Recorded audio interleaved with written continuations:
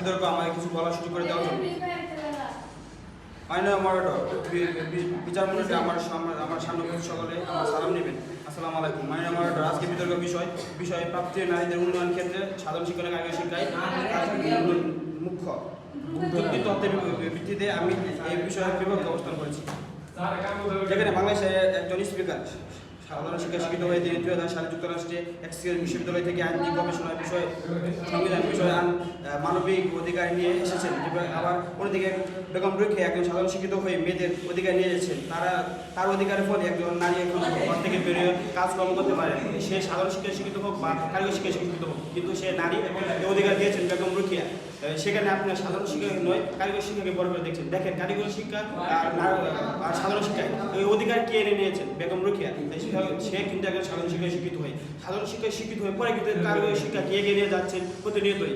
যেমন আমাদের madam MD madam Soheli madam এবং আমাদের বাংলা ম্যাডাম দেখেন, তারাই সাধারণ শিক্ষায় শিক্ষিত হয়ে আমাদের প্রতিনিয়ত কারিগরি শিক্ষা এগিয়ে নিয়ে যাওয়ার চেষ্টা করছেন প্রতিনিয়তই।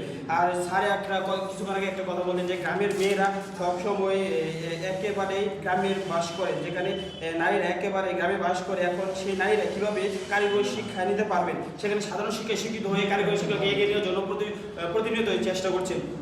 বাংলা একটা কথা আছে যে বইতে দিলে শিখতে চায়, সেই কথায় ভিত্তিতেই বলতে পারি যে আমার বিপক্ষে দলেরা তাদেরকে কারিগরি শিক্ষা এগিয়ে নেওয়ার জন্য প্রতিনিয়ত বাংলাদেশ স্পিকার বেগম রোকেয়া সহ অনেক আমাদের স্যার ম্যাডাম সহ অনেকেই প্রতিনিয়ত চেষ্টা মোকাবেলা করে যাচ্ছে। সেখানে আপনারা একটা সাইড শুধু কারিগরি শিক্ষা, সাধারণ শিক্ষার পরে একটা সাইড শুধু কারিগরি শিক্ষা, সেখানে আপনি সাধারণ শিক্ষাকে ডাউন করে আপনাদের কারিগরি শিক্ষাকে প্রতিনিয়ত আপনি উপরে নিয়ে যাচ্ছেন। সেটা আপনাদের মনে হয় মানবিক সমস্যা।